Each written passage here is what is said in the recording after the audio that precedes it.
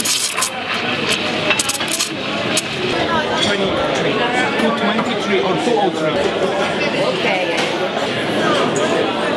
This is just the ground floor at the moment we're sitting on, and we will be opening the first floor after Christmas. But in the meantime, downstairs we have a full bakery. We make our own ice cream now.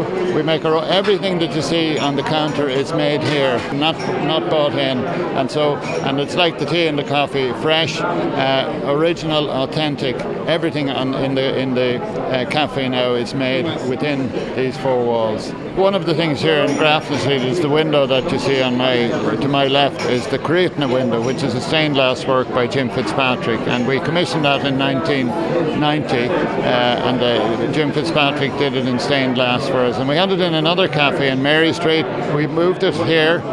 We finally found a space big enough for it.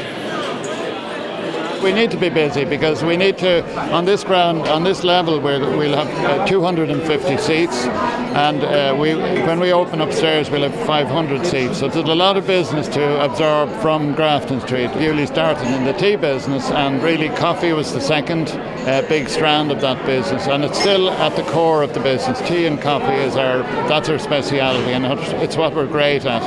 The cafes are a way of manifesting that to people, to let them share and to come into the cafes and enjoy it, together with the wonderful pastries and confectionery. But basically we're tea and coffee, and that's what our speciality is, and we hope we'll always bring that to the world. It's wonderful. Actually, it's beyond my wildest dreams, and I mean that literally, because I never expected it to be like this, and such a warm reaction from people coming in as well. Just a 100% positive reaction from the public.